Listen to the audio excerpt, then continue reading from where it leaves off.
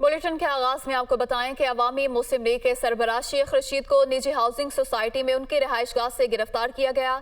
शेख रशीद का कहना है कि राना सनाउल्लाह के कहने पर गिरफ्तारी की गई। तफसीलात के लिए रिपोर्ट देखिए।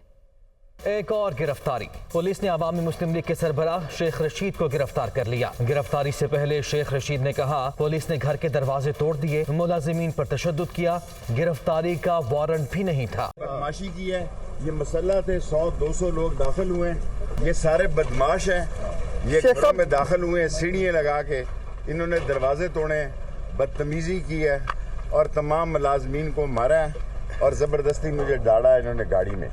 राना जो है सनाउल्लाह ये सारे काम करा रहा है। शेख रशीद का पोली क्लिनिक अस्पताल में तिब्बी मुआयना किया गया। सहाफियों से गुफ्तगू में अवामी मुस्लिम लीग के सरबराह ने कहा कि मैंने कभी नशा नहीं किया, मुझे जान का खतरा है, राना सनाउल्लाह को छोड़ूंगा नहीं। मुझे जान का खतरा है, मेरा जुर्म ये है कि मैं इमरान खान के साथ हूँ और मैं 16 दफा वजीर रहा हूँ, मुझ पे 16 वजारतों में करप्शन का कोई केस नहीं है। अवामी मुस्लिम लीग के सरबराह के खिलाफ थाना पारा में मुकदमा दर्ज करके उन्हें थाने मुंतकिल किया गया। मुकदमे के मतन के मुताबिक शेख रशीद ने आसिफ जरदारी से मुताल्लिक दहशत गर्दों की खिदमात लेने का बयान दिया था।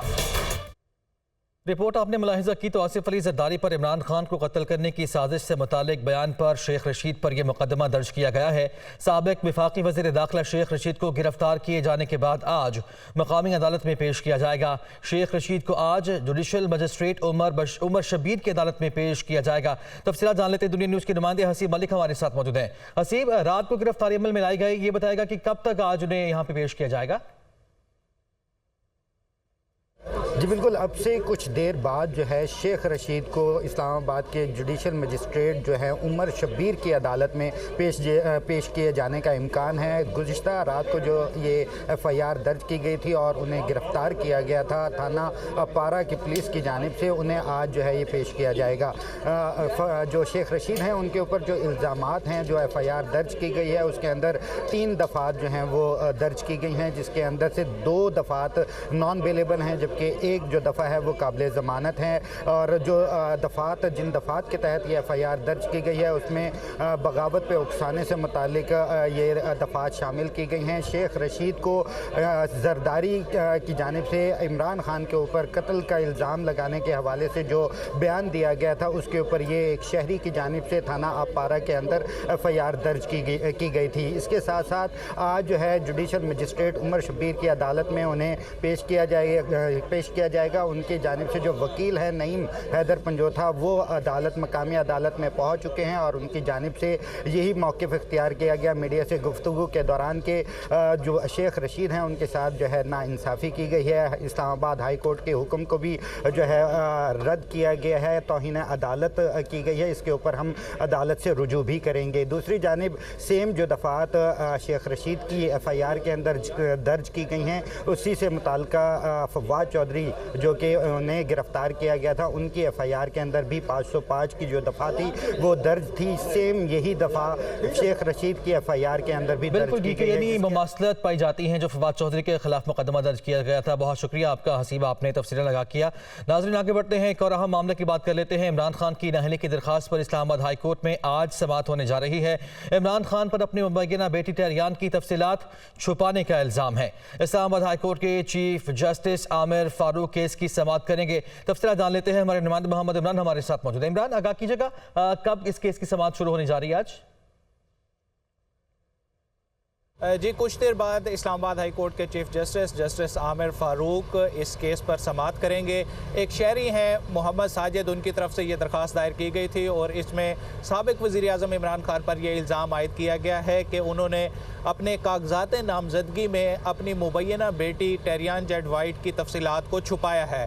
गुज़श्ता समाअत पर chief justice Islamabad high court justice Aamir Farooq की जानिब से साबिक वज़ीर आज़म को ये हिदायत दी गई थी कि वो अपना इस पर जवाब जमा कराएं। क्योंकि अभी तक इस जो ये दरख्वास्त है इसकी मेंटेनेबिलिटी जो है वो डिसाइड होनी है।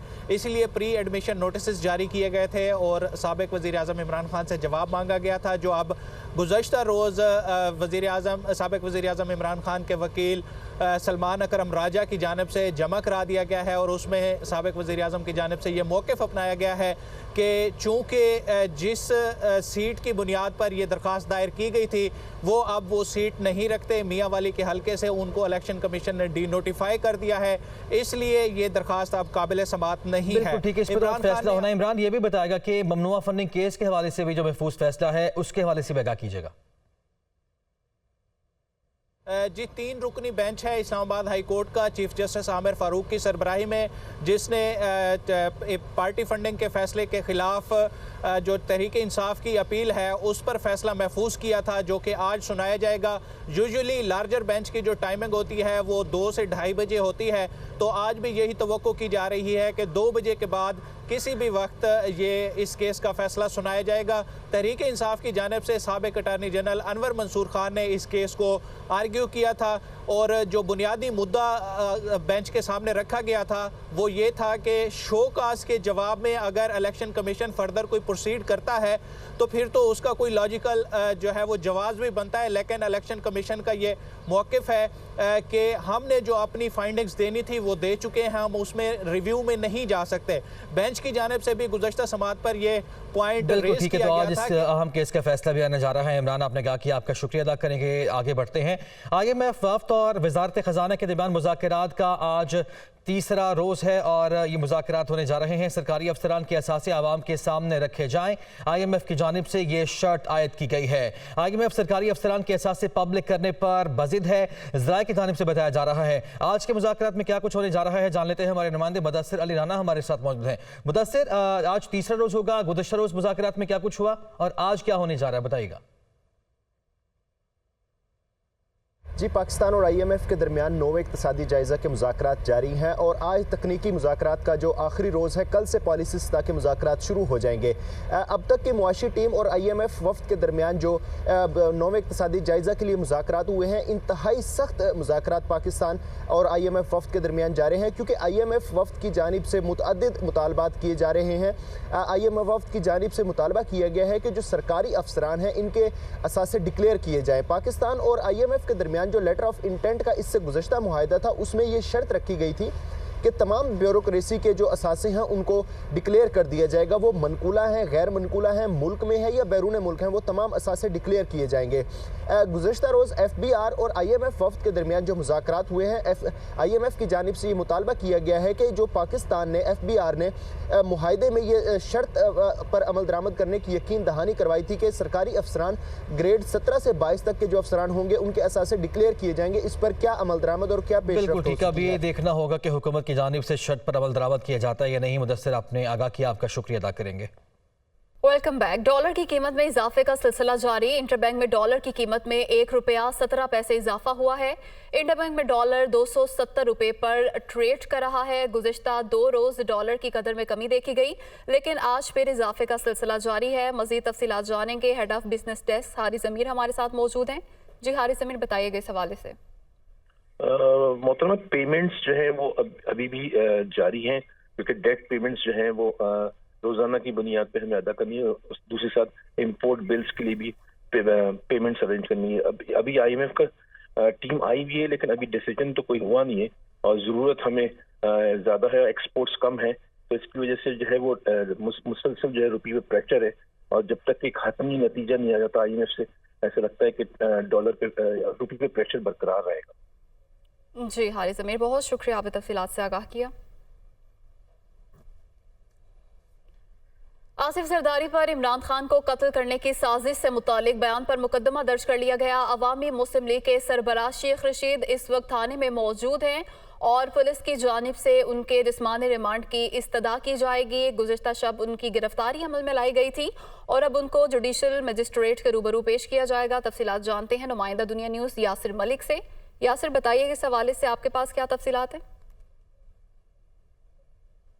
जी बिल्कुल, इस वक्त हम मौजूद हैं थाना सेक्रेटेरिएट के बाहर, जहां पर अवामी मुस्लिम लीग के सरबराह शेख रशीद अहमद को रखा गया है और यहां से अब से कुछ ही देर में उनको मकामी अदालत जो है वहां पर पेश किया जाएगा। ये मुकदमा जो है वो थाना अपारा में दर्ज किया गया है और राजा अनायतुर रहमान जो कि पाकिस्तान पीपल्स पार्टी के इस्लामाबाद से ही जो बल्दियाती इलेक्शन होना था उसमें पीपल्स पार्टी के उम्मीदवार भी हैं नड़ोला गाँव से। और इसके साथ साथ शेख रशीद को जब रात को गिरफ्तार किया गया तो वो जो मरी को जाने वाला जो रास्ता है उसके ऊपर जो निजी हाउसिंग सोसाइटी है वहाँ से गिरफ्तार किया गया।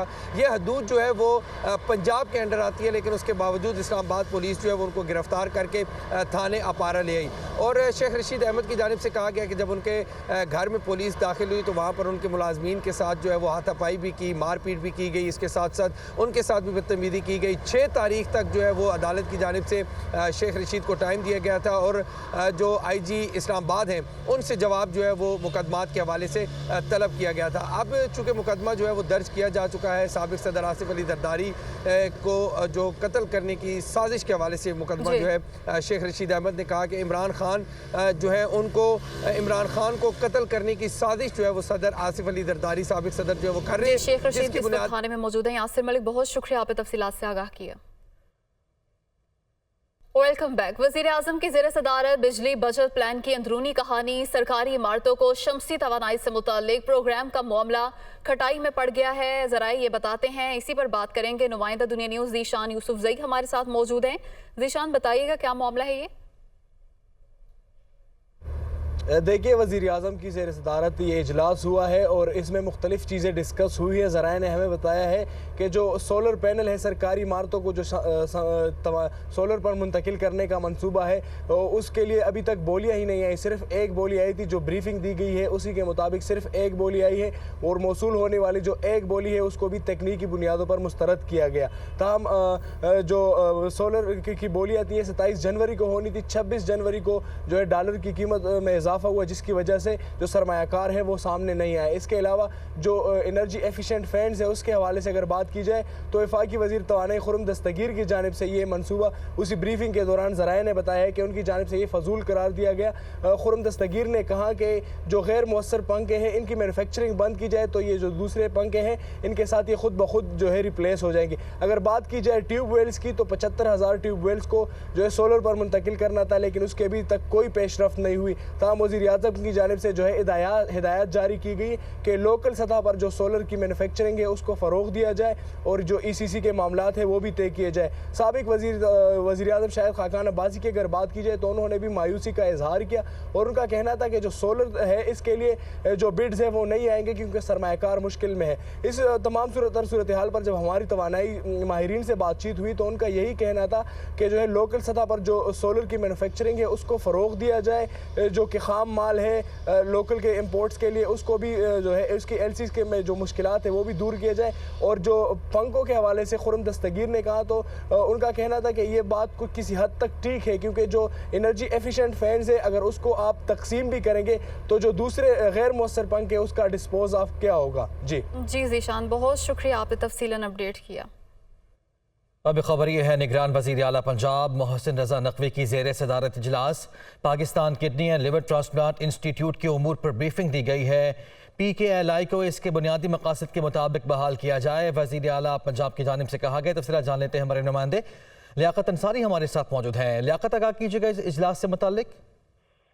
आज बिल्कुल निगरान वज़ीर आला पंजाब सैयद मुस्तफ़ा नकवी की ज़ेर सदारत आला सतह के इजलास ऐवान वज़ीर आला में हुआ, जिसमें Pakistan kidney and liver transplant institute के अमूर पर ब्रीफिंग दी गई। इस मौका पर सैयद मुस्तफ़ा रज़ा नकवी ने हिदायत की कि PKLI को उसके बुनियादी मकासद के मुताबिक बहाल किया जाए। मुफ्त और मेयारी इलाज गुर्दे और जिगर के हर नादार मरीज का जो है वो हक है और PKLI में किडनी और लीवर के अमराज का मेयारी इलाज मुयस्सर होगा। वज़ीर आला पंजाब का कहना था कि पाकिस्तान भर में PKLI अपनी नोयत का वाहिद मुनफरिद अस्पताल है और यहाँ पर जो तिब्बी सहूलियात हैं उनको बेहतर से बेहतर बनाया जाएगा। शुक्रिया आपका लियाकत। रुक करते हैं शहर कायद के, जहां के डेयरी फार्मर्स ने दूध की फी लीटर कीमत में 30 रुपए तक का इजाफे का इंदिया दे दिया है, जबकि आवाम महंगाई से परेशान है, तशवीश का शिकार है। कह रहे हैं कि जाएं तो कहां जाएं। तफसीलात बता रहे हैं अली मेहदी अपने इस रिपोर्ट में।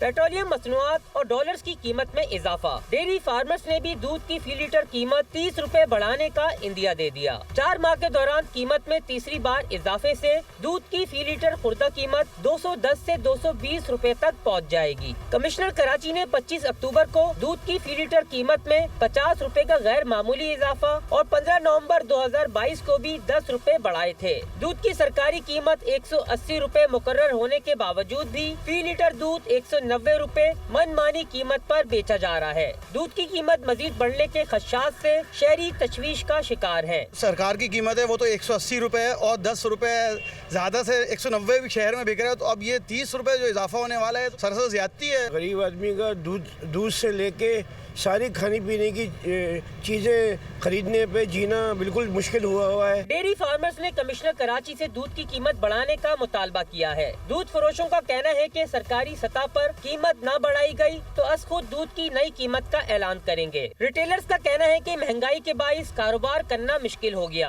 डेयरी फार्मर्स ने कीमत बढ़ाई तो नई कीमत पर ही दूध बिकेगा। कभी भी नहीं हुआ इतने अरसे के अंदर के सरकारी कीमत पे और उसके ऊपर दूध एक साथ कीमत पे बिका हो। कमिश्नर साहब जो फैसला करेंगे फिर उसके बाद इतला आएगी। हर चीज़ है, तनख्वाहें हैं, उसके अलावा सारा कुछ सिस्टम है, मेंटेनेंस देखना पड़ता है।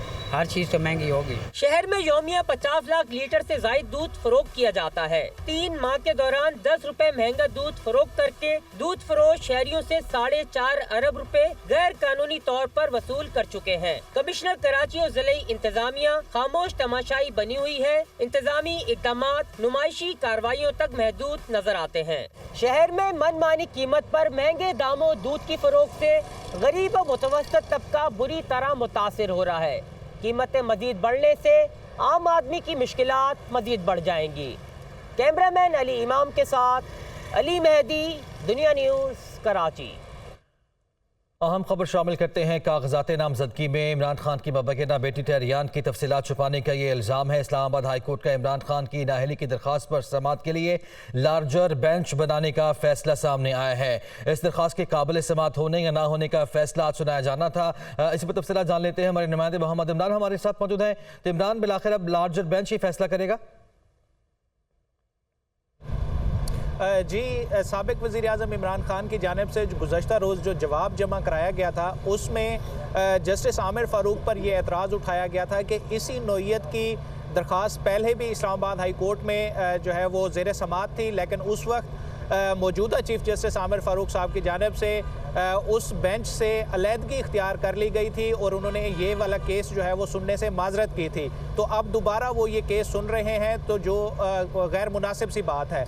इस पर आज चीफ जस्टिस आमिर फ़ारूक की जानिब से ये रिमार्क सामने आए हैं कि जो उन्होंने साबिक वज़ीर आज़म इमरान खान के वकील को मुखातिब करते हुए कहा है कि आपने अपने जवाब में बेंच पर भी एतराज़ किया है, तो इसलिए अब हम इस मामले को जो है वो लार्जर बेंच में भिजवा रहे हैं। और भी कुछ केसेस हैं जिसमें इसी तरह के मामलात सामने आए हैं कि बेंच पर एतराज़ किया जाता है, तो अब इस नुक्ते को हम डिसाइड करेंगे। साथ ही साथ साबिक वज़ीर आज़म इमरान खान ने अपने जवाब में जो मौक़िफ़ इख्तियार किया है कि अब वो मियाँ वाली की नशिस्त से MNA ही नहीं रहे और इसी बुनियाद पर यह दरख्वास्त दायर की गई थी, तो इसलिए भी ये दरख्वास्त नाकाबिल समाअत है और इसको खारिज किया जाए। तो इस पर चीफ जस्टिस आमिर फ़ारूक की जानिब से ये कहा गया है कि इलेक्शन कमीशन से इस मामले पर हम बिल्कुल ठीक है, अब लार्जर बेंच की समाअत करेंगे। शुक्रिया आपका मोहम्मद इमरान, आपने आगाह किया।